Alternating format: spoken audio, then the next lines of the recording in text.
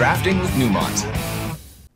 What's up, everybody? Kenji back again for, well, not another edition of Drafting with Numot. We're going to do some Constructed with Numot this time, as I have been practicing for the Mythic Invitational that will be happening. Well, by the time you get this, it will already happen, so let's hope that I can take it down. It's got a $250,000 first place prize, but anyways, it's going to be best of one on Magic Arena, but Magic Online is still a very useful tool to test for. And here I'm going to be taking the mono white list, well, effectively mono white, through a competitive standard league, and we're going to see how we can do. This is a deck that I've been playing quite a bit of, and it's a very, very just powerful deck. Very streamlined, very focused, and then you have some, as you can see, some blue cards in the sideboard for your controlling matchups. You got negates, you got disdainful strokes, but this deck can win on turn 4 or 5 given, you know, ideal draws and maybe less than ideal interaction from your opponent. But you're playing a full 16 1-drops, and something like Snubboard and Sentry might not look very good on the surface of things, but in this deck it is quite powerful. So we're going to take it through a competitive standard league and see how we can do. Alright, here we are for our first match with this standard mono white deck. We are on the draw, unfortunately, and well, our hand's not great, although I think game 1 versus Unknown I can go ahead and keep it. We have Dauntless Bodyguard as early pressure, and if they are playing creatures, the double Baffling End is going to be pretty good. With this hand, we're really hoping not to see, you know, an Esper control deck, for example, and looks like they are indeed playing mono blue. Or at least presumably mono blue if they're playing a turn 1 Siren Storm Tamer. We did draw a 2-drop off the top, which is not terrible. Let's see what the opponent goes for here. No Curious Obsession is nice. Curious Obsession is one of those cards you just really hope not to see. The blue draws that have Curious Obsession are just so powerful in comparison. Let's go to combat here. See if they trickster me. Indeed they are, and that's not a huge problem. So we have a few plays here. Either I can go with the Tithe Taker, or I can start trying to Baffling End their creatures. And I think we're just going to lead with the Tithe. It blocks the Trickster by itself anyways, and since we have the Venerated Loxodon in our hand, it's a good idea to just get the creatures out and then potentially get a Venerated Loxodon online as soon as possible. The real nice thing about Baffling End, it hits Tempest Djinn, for example. Okay, so it looks like they have the Curious Obsession now. And they will attack me. And I'm not blocking the Trickster here, and the reason being is, if they have a Wizard's Retort, they can't cast it when I have Tithe Taker on the battlefield, so that means they're forced to use either a 2-mana Spell Pierce or a 2-mana Dive Down. And okay, well that does stop it though. The Siren Storm Tamer is a good one.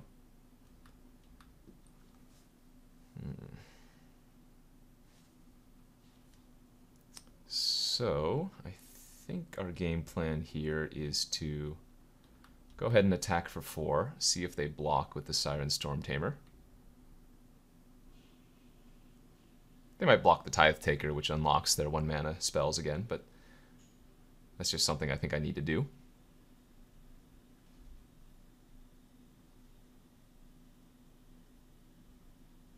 Alright, no blocks. And yeah, it's pretty close. Legion's Landing is pretty tempting now as well. I think I'm going to go with the Legion's Landing now that they have the other Siren Storm Tamer to protect their Curious Obsessioned one. Because this means we get to potentially transform our Legion Landing next turn. And this deck is fully capable of just racing, even though giving a bunch of mana to the opponent is not ideal.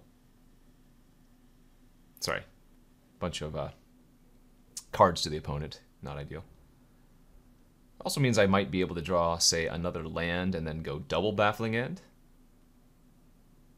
Right, if I draw a land off the top, I can play the land, attack with all 3 of my creatures, transform the Legion's Landing, and have access to 4 mana.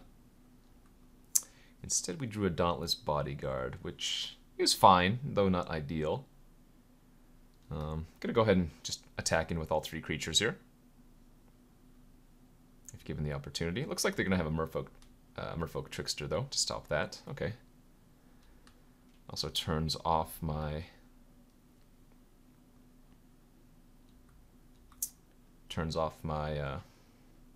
Tithe Taker ability for the turn, so we'll just go for the Baffling End. See if they have the Spell Pierce. Indeed they do, which means they get to keep the Siren Storm Tamer as well.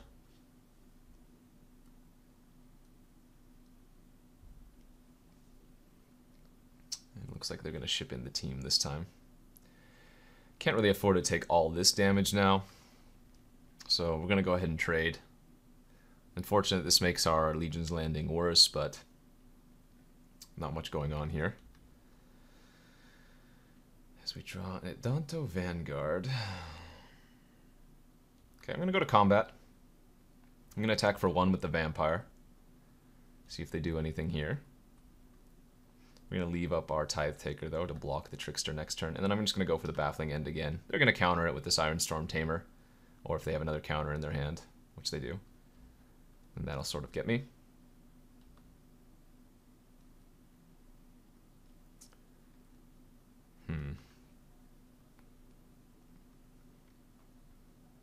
So what do I get from the sideboard versus mono blue? It doesn't actually look like I get all that much. Tocatli Honor Guard, I don't think good enough versus them. This is more versus the Sultai decks. Oof, as they have a Tempest Nutchin now too. And a Terramander. Alright, so we can go ahead and scoop this one up and go to game number 2. Looks like I just bring in more Baffling Ends, honestly.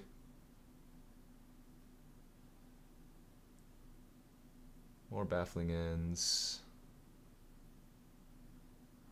Could bring in the Demystify if I really wanted to stop their Curious Obsession, but I don't think that's quite good enough. Don't think Unbreakable Formation's necessary in this particular matchup. And I think the Conclave Tribunal's probably not necessary. There's a small consideration to bring in some negates, but I don't think that's worth it. I think we want to just go with our game plan. Be on the play this time, and kind of just curve out on them. Alrighty, game number 2 versus Mono Blue on the play. Ugh. And 3 3-drops is not where you want to be with this deck. Considering we have 16 1-drops, while this hand is very powerful, I think I have to ship it. And simply a worse 6, but I'm not going to go down to 5 as... Well, going down to 5 is just death, basically. We're going to leave the Tithe Taker on top, though, as a nice little one. On the play, I can go turn 2 Tithe Taker, turn 3 Benelish Marshal or History, and be a little bit confident that it's going to resolve underneath the counter. Alright, Miscloaked Herald from the opponent. And let's hope that they don't go with the Curious Obsession.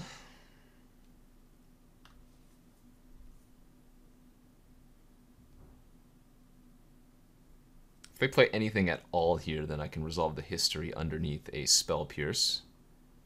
So we're hoping that they just have like another 1-drop creature to play this turn, and not necessarily a pass. Alright, Terramander it is, and that's fine by me. We'll take our 1. And notably, we want to play the History out before attacking, just in case they want to trade. A little bit important with these style of decks.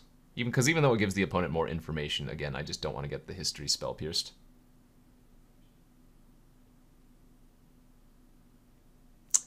Oh, opponent trying to do something there, but they cannot.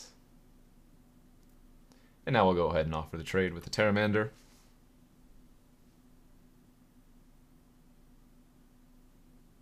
Okay, looks like they don't mind trading. Neither do I.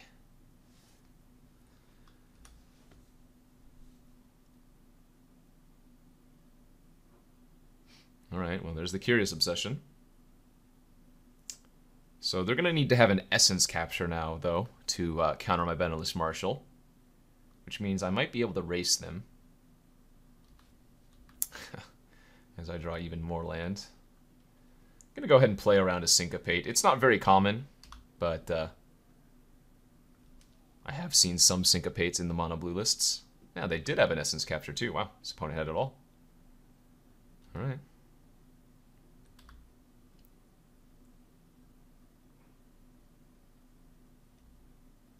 Well, now that the Benelish Marshal got countered, I'm not feeling very confident.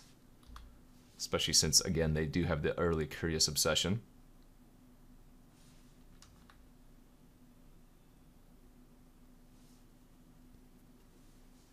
Back up to 6 cards for the opponent. Land number 4.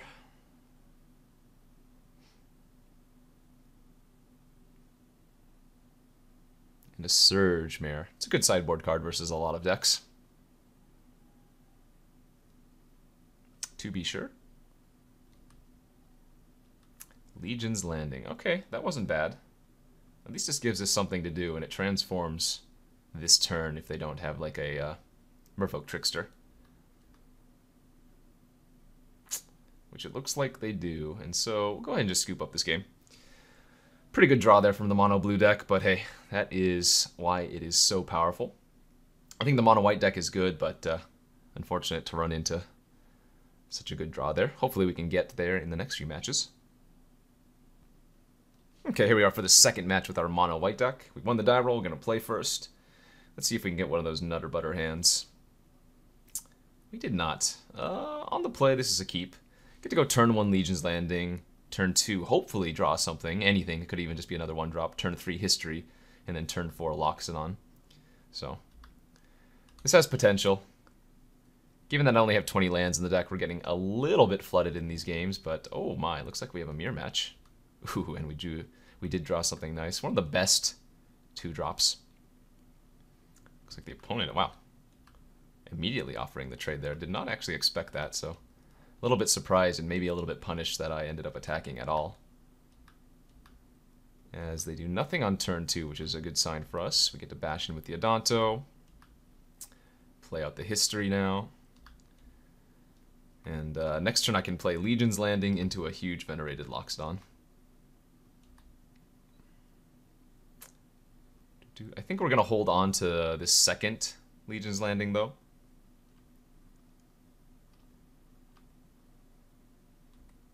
And just set ourselves up like this, and the opponent scoops. This is one of these crazy draws that I'm talking about with this deck, where we're 2 aggro decks. Both of our decks are not going to have that much removal, and so we kind of just get to dump out our hands and do our thing. Here in the mirror, well, I like bringing in the Demystify a lot. I actually hate the Adanto Vanguards here, as a lot of the time, these white decks, you know, they're just happy to block and take the 4 damage. Like, I don't want to pay 4 life to make the Adanto Vanguards indestructible. So, bring in the Baffling Ends, and I think I might try to go a little bit bigger and bring in the 2 Ajani's, maybe cutting one of the Conclave Tribunals. There are some important cards to hit with Tribunals, say, like, you know, their own Planeswalkers or Benalish Marshals, but I think it's better here just to take one out on the draw. Don't think the negates are worth it, so we'll sideboard like this, and let's go to a game 2. Okay, game 2 versus another mono white deck. And woo, our hand is spicy. I think I have to mulligan. But if this was an untapped land on turn 1, I would probably keep it, just because it has so much potential, right? We have 3 1-drops and 2 Venerated Loxodons, so it's not hard to go off there. Opponent also on a mulligan to 6, it should be noted.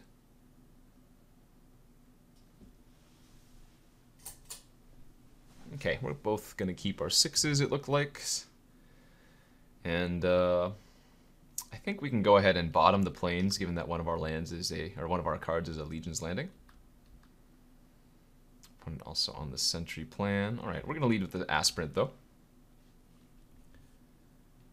See what our opponent can get up to. A Tithe Taker it is. And let's go Snubhorn and Bodyguard protecting our Aspirant.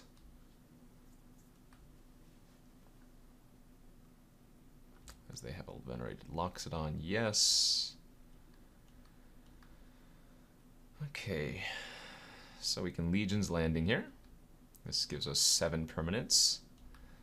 Let's attack with all the Transform. They probably block our Sentry. I'm a little bit surprised they're actually blocking the Aspirant here, but go ahead and sack to make it indestructible. I think we'd rather have that card than the other. And then we'll go Sentry plus Adanto. And next turn we will get the City's Blessing, making both of our Sentries 3/3s and giving our Aspirant flying.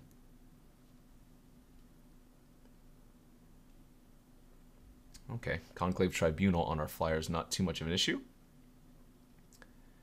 And I think I'll go ahead and take all the damage here if they just attack with everything.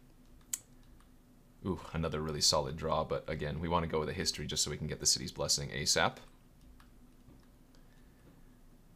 And if I attack, I could trade with their Tithe Taker. I think that's okay to do, but because we have the Benelish Marshal in our hand, there's no need to. Right, we can play the Marshal next turn, and that makes it so that our Snubhorn Sentry would be able to eat a Tithe Taker, but it looks like they have a Benelish Marshal of their own, so got a game here. Very good draw for us. We run out our Marshal. Gonna pump up our Snubhorn Sentries and all of our Knights. And we're probably gonna attack with everything next turn. The best draw next turn would be Unbreakable Formation for sure, as they have a Baffling End to take care of my Marshal. Okay. Ooh, that's also a very good draw here as well. Huh. So our history triggers. They have one card in their hand. Yeah, let's Conclave here off of the Vampire, eat their Marshal, and then we're able to attack in with everything. That's crazy good. 4/4/4/4/4/4, 5/4/5/4, and then a 1/1, which they might eat with their Tithe Taker, but then they end up taking a lot of damage. And look at the board position now. That was very good. And yeah, they just scooped it up. So, I mean, in these mirror matches, yes, there is some play, but it's basically, you know, who draws their cards better. So, not much to say there. Let's go to round 3. Here's round 3 of this Standard League, Constructed Standard League. On the play again, which is nice. And how good is this hand? Ooh, it's real close. I think it's a keep. On the play, it's a little bit risky, but if I draw a land off the top, we get to go 1-drop into 2 1-drops. And that would immediately unlock our Legion's Landing to a land on turn number 3. So, gonna leave with the Dauntless Bodyguard here just to go for the early pressure. No idea what the opponent's playing yet. And protecting a Legion's Landing token and a Snubhorn Sentry doesn't seem all that important to me. No land, slightly unfortunate, but again, a risk I take. And we're just going to lead with Legion's Landing post-combat. As our opponent is on double Sulphur Falls. Okay, no shock though is kind of nice, hopefully. Excellent. If I get to attack next turn, I'm going to feel pretty decent about our position, but triple history is a little bit awkward if I don't ever get to 3 mana. One of the best cards for sure, but again, in a 20 land deck, a little bit hard to get to. Treasure map, whew, that's great. So we get to actually transform our land here. Our Legion's Landing into a land. So if I draw a land here rather, not a plains. If I draw a land here, we're in such good position. Darn it. Okay, attack in, transform the Legion's Landing, and then we get to play the Adanto. I suppose that's a fine consolation prize.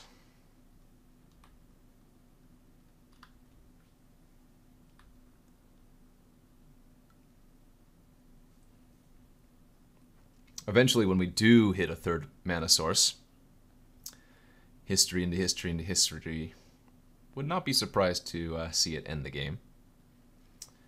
Glacial Fortress means they're on Jeskai, though, so a control deck of sorts. They don't have mana for Settle the Wreckage, so I'm not going to play around that.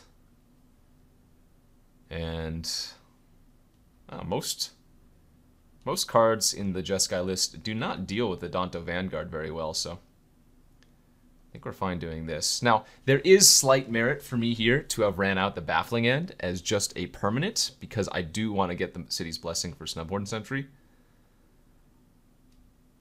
But it's not like super relevant since I'm only on 6 right now. And by that I mean it is kind of relevant because if I drew a land, I'd be able to play history and I would have the City's Blessing. So that was actually a mistake not for me to just run out of Baffling End there, I think. The only thing is, there's the possibility that they have a blink of an eye, and then they would be able to blink the baffling end and get a token. This is interesting. Okay, well, I'm not going to cast the Loxodon because I do technically have them dead on board. They do have double white open now, though, so possible that a Settle the Wreckage is in our future, although I have not been seeing that card as often. Okay. It looks like they had literally nothing. And they just took 6 damage. So Jeskai, I'm assuming control, which means we're taking out the baffling ends. We'll bring in the Disdainful Strokes to negate the 1 island.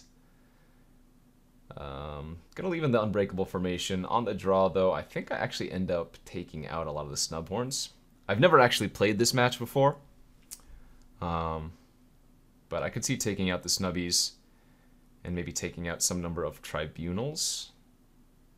Although the Tribunals do hit, like, Niv Mizzet, which is kind of important. Could also see bringing in a Johnny as just an extra threat later on. Taking out these baffling ends. I suppose I can take out the formation. And maybe a 1 Tribunal. Go like this. You guys can tell me in the comments if it's incorrect to take out the Snubhorn Sentries. I'm just not sure.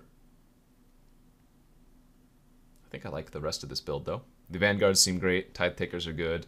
All my 3-drops are powerful, but a little bit slow. And then Loxodon, of course, is very, very good as well, although, again, a little bit slower. And a little bit worse if I'm cutting the Snubhorn Sentries, but I think it's worth a shot. So on the draw here for game number 2, and this is just an easy mulligan. Too many uncastable cards in my hand. I'm going to keep this. It's not very good. Nothing to do on turn 1 or 2 for that matter, since Disdainful Stroke doesn't have a target until later in the game. But hey, Adanto Vanguard, one of our best cards. Pretty happy to draw that there. And we'll go ahead and just slam it out. One of Plains. Maybe a little bit awkward with Benelish Marshal in my hand, but gotta do what you gotta do.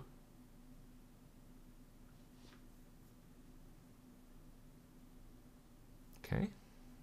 3 mana. Ah, Deputy of Detention. Well, that's a way to get rid of the Vanguard, I suppose. I was not entirely expecting that one, but here we are.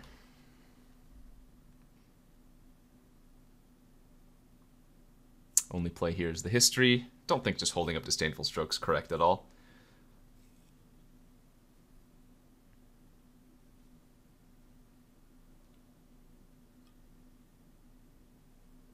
Okay, 4th land tapped from the opponent. Deputy's also very, very good versus History of Benelia.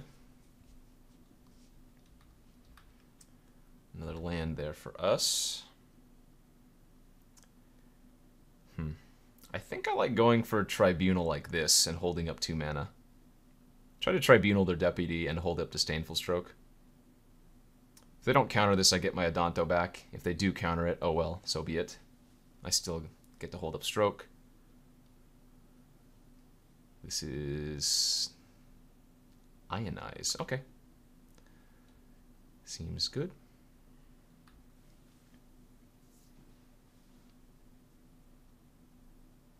Now our history is going to trigger this turn. And we get to attack in for 8, maybe 10, depending on if I draw another land to cast Benelish Marshal. No point in the opponent not attacking, right? Because they're not planning on blocking.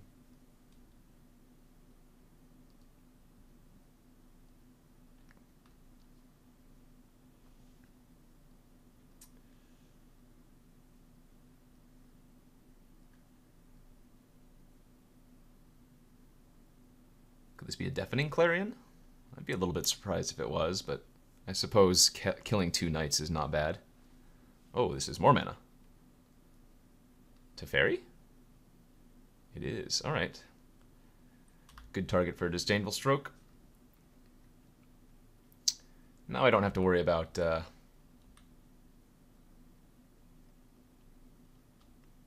holding up counter anymore. We're just going to jam the Marshal, bash for 10.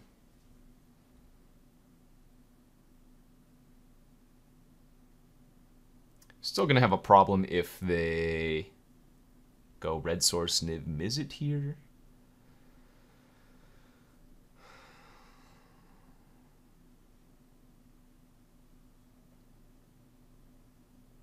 Maybe they just kill my Benelish Marshal. If this is Deafening Clarion, that's not bad. Because, again, I get my Adanto Vanguard back, which is one of the most annoying creatures for them.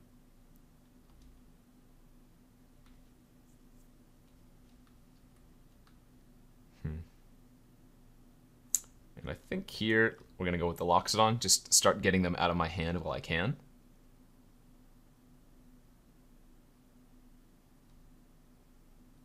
Because our hand is a little bit clunky right now. And it's not like I have them on a 2-turn clock anyways.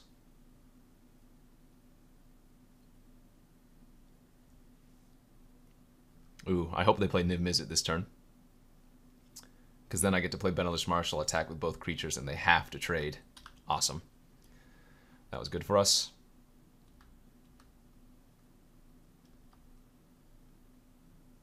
As both my creatures are going to be 5 power now, so they trade with the Loxodon, they take 5, go to 5.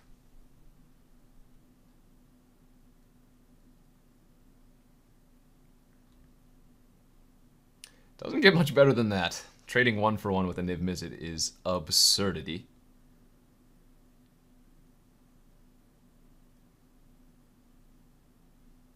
Deafening Clarion, if it is, I'll pay the life.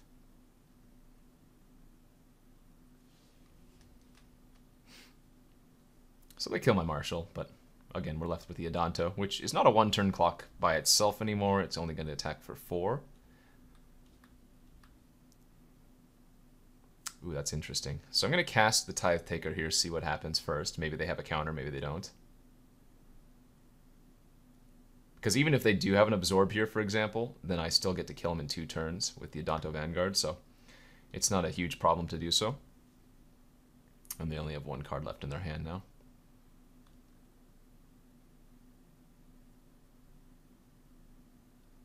Will the Vanguard go the distance? Stay tuned to find out.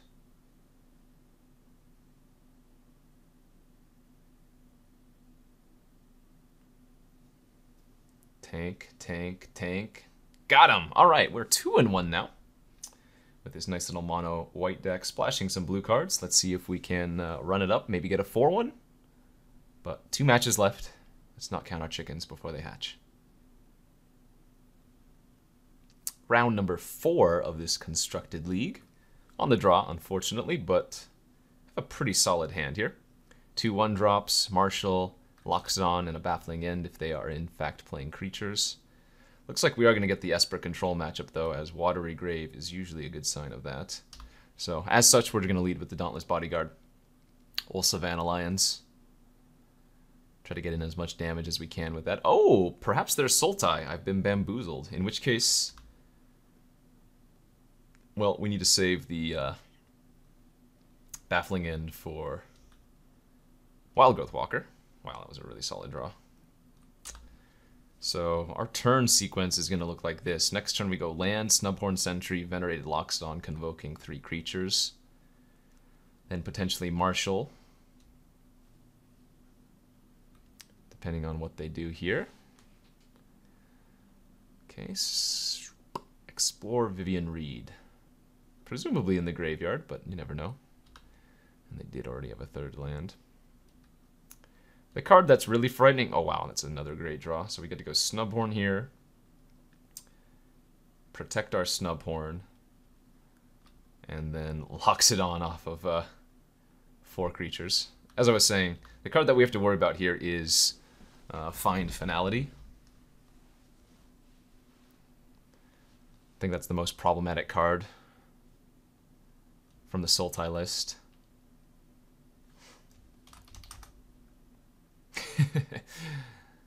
Opponent says, come on, Genji. What do you want me to do? So we have 5 permanents right now, so almost have the City's Blessing. Wow, another Venerated Loxodon is kind of sick. Okay, well, let's just do the same thing. And the reason I'm not doing this to the Banished Marshal is because it's a high threat target anyways.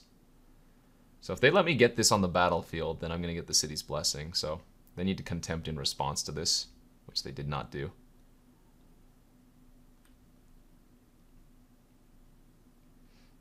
As expected, there's the contempt. And notice how they're doing this to my 6/6, which is a good sign that they have, in fact, the Find Finality potentially already in their hand. So they're probably going to bin this, and I think they need to find land. Yeah. So they probably have one Find Finality in the hand. Which means I don't really want to run out any other... I don't want to run out my Marshal, for instance. But let's see. If I Baffling End one of their creatures, they block the two biggest, which is this and this. They take 5, 10, 15, 18?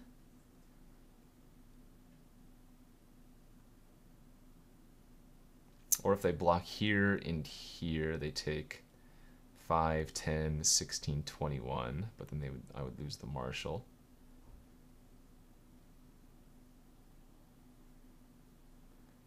But I'm still going to be left with the Snubhorn Sentry either way, so I think I do Baffling End here.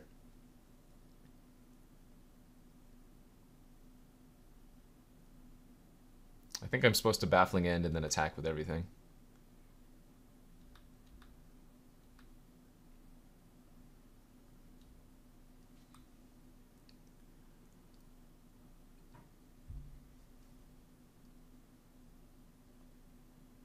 Okay. So they go to 1. And then even a land for Find Finality doesn't kill me because I have a 5/5 Snubhorn.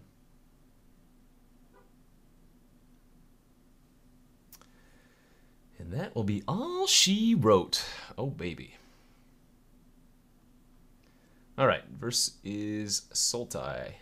4 Tecatli Honor Guard. Baffling End is also okay. I think Tithe Taker's not as necessary here. Unbreakable Formation not as necessary. Not even sure I need these Conclave Tribunals. I think I'm going to bring in a Johnny. Let's bring in double a Johnny and maybe cut something.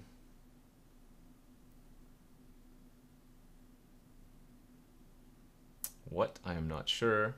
I could bring in Negates too, as they are very potent versus Find Finality, but not keen on that. I guess I don't need the Ajani's. We'll try them without the Ajani's for now. Again, I'm just learning this deck in best of 3, so you'll have to excuse me if I'm making some very obvious misplays here, but I think that's a good start. I at least know that the Tecatli Honor Guards are what you want. Alright, on the draw here for game number 2 versus Sultai. 1 lander, can't keep it, otherwise I would keep on the back of Tecatli, but we'll go down to 6, and a much better 6. No greed here. I'm going to keep land number 3 on top. Let's see if they have an elf turn 1. They do not.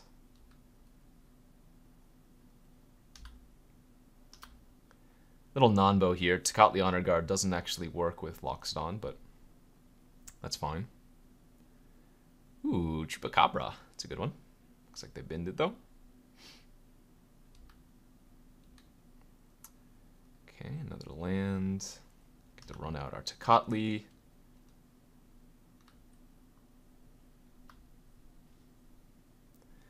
Just the power of Venerate Loxodon worth keeping it in, though, even if it doesn't work with our own Honor Guard. Alright, no attacks from the opponent. And we draw a Baffling End. I think here it's probably just best to run out the 4/4. Turn 3 4/4 is still fine, even if it's not giving out +1/+1 counters to our other creature.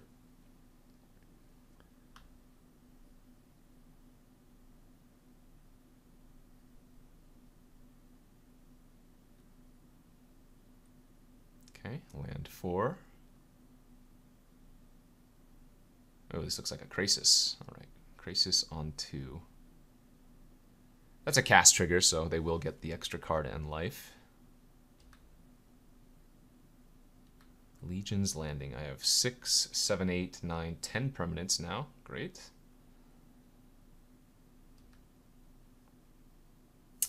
Mm, 4, 5, 6, 7, 8, 9, 10. I guess maybe I just Baffling End the Krasis.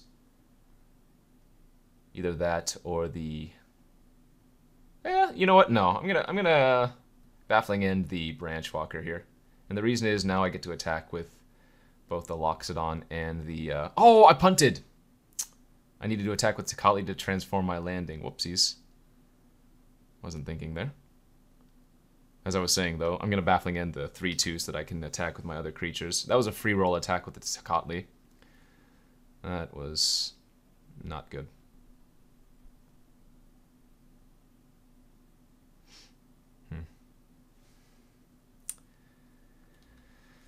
They probably have a Contempt in their hand. Wow, that's super awkward that I don't get to transform my Legion's Landing this turn. All right, well, I'm gonna play into Find Finality here, but if they have it, they have it.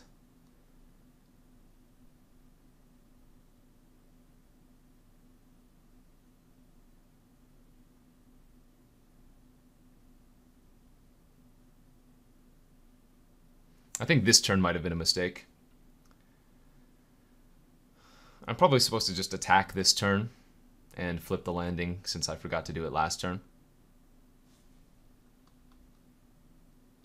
Interesting, but if they're using Crushing Canopy to get back a 3/3...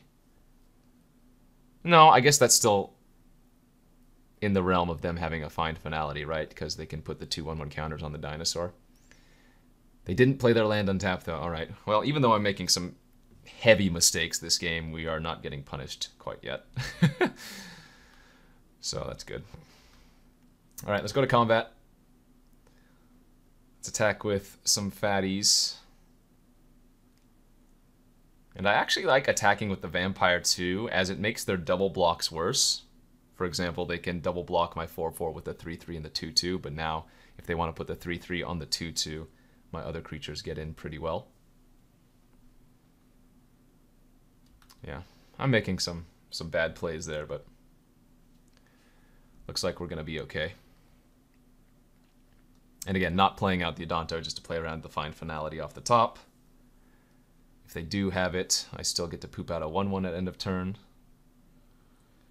All right, cast down on Tecatli. So they might go Wild Growth Walker into a 2-drop Explore creature, and that would keep them alive.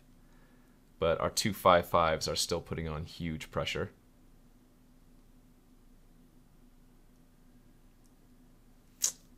Worst case scenario, they go Jade Light Ranger with their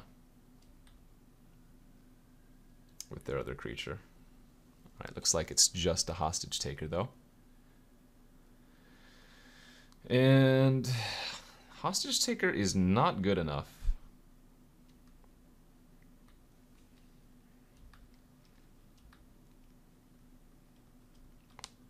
So they chump the 5/5 with the Krasis. They eat the Vampire with the Hostage Taker and then go to 1.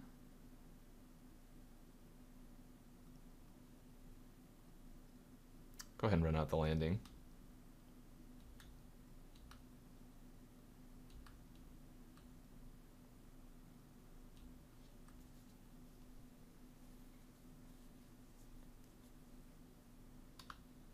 Okay. Not sure how they can win here, unless they have Wild Growth and Jade Light already in hand.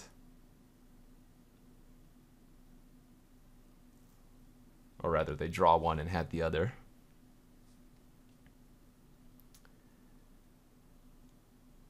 They can survive if they have Find Finality, but that's about it, huh? Or maybe another Hostage. Oh, they did have a Jade Light. Fortunately for us, they did not have the Wild Growth Walker to play beforehand. Okay. And that's going to be it. Get to poop out a 1/1 end of turn and just attack with everything.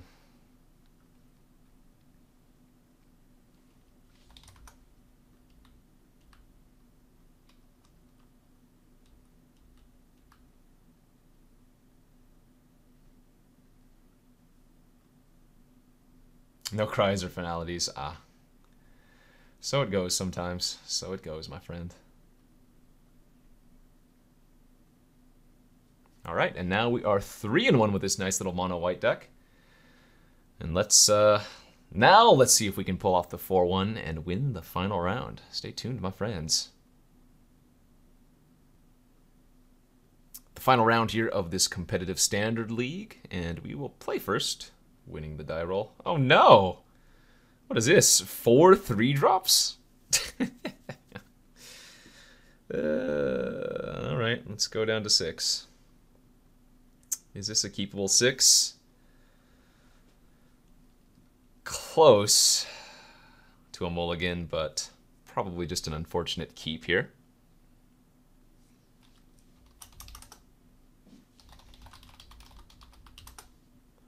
As our opponent keeps their 7. And we're just going to bottom a land. Honestly, just looking for more relevant spells. We'll lead on the creature that has power.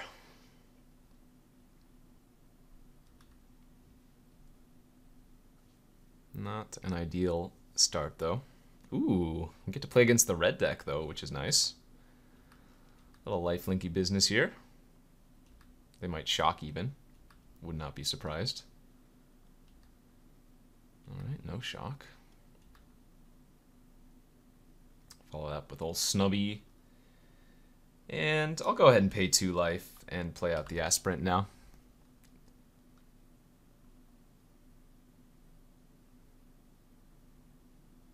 Any burn at all? Oh, no burn end of turn either. Alright, if they don't kill a creature this turn, I get to transform my landing. But they're not just straight up red, it looks like. Red-black it is, and I'm just going to have to attack for 3 and pass. Baffling End, not the draw we were looking for.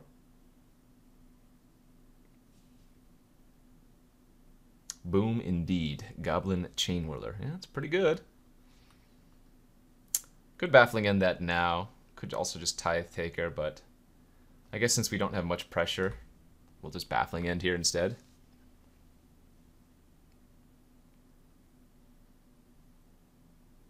As my opponent plays a treasure map, yes.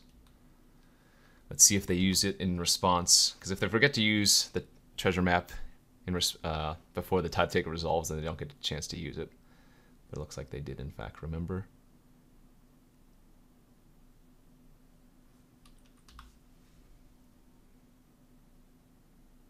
And another Chain Whirler, which is not terrible. I mean, I get at least a 1/1 flyer.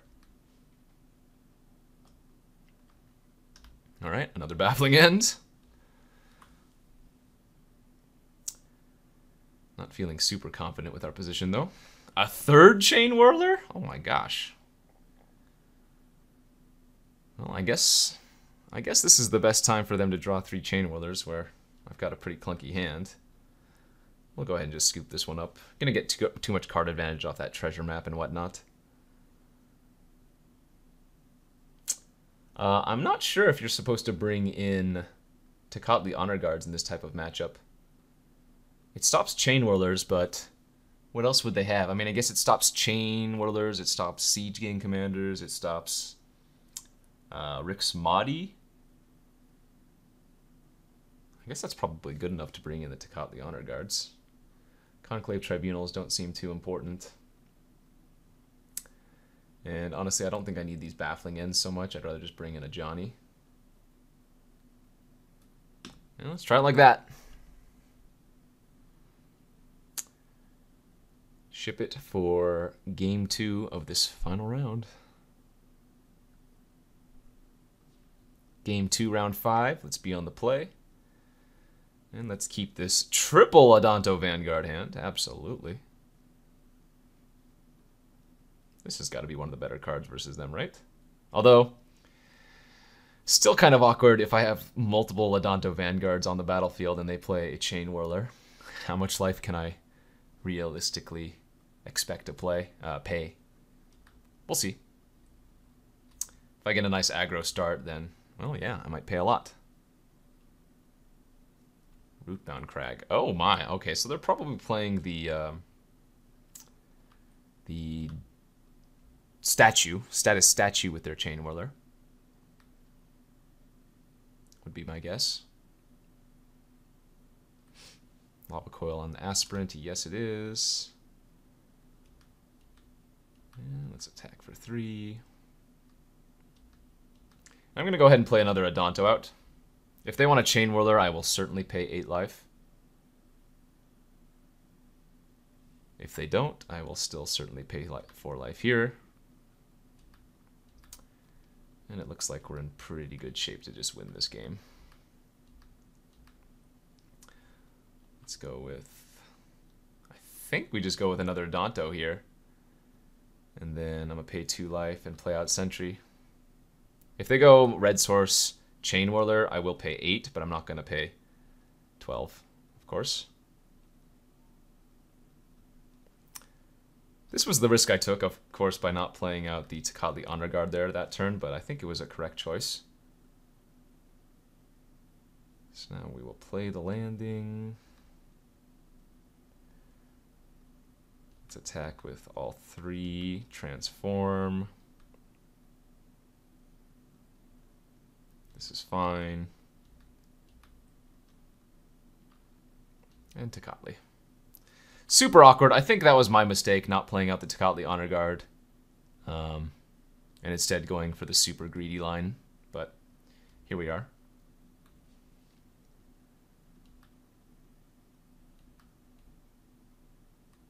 And remember, the Venerated Loxodon doesn't do anything with the Tecatli, so... kind of in an awkward position, but this is okay, as we do get the City's Blessing here, and we're still going to play out the 4/4, I think.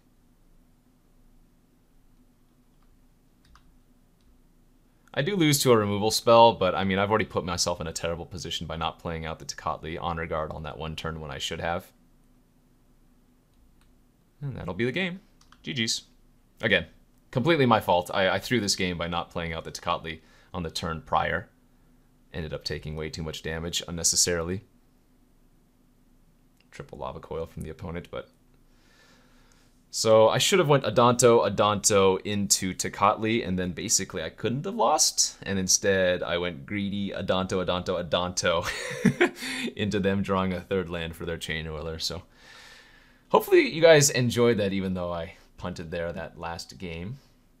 Would have went to a game 3 most likely, but nice little mono white deck here, splashing for blue with some pretty free sources. You have the Hollowed Fountains and the Glacial Fortresses. Definitely something you should take a look for if you're going to play some Standard. And Cube should be next up on the limited front, so stay tuned for that. Hopefully you guys enjoyed. We'll see you next time.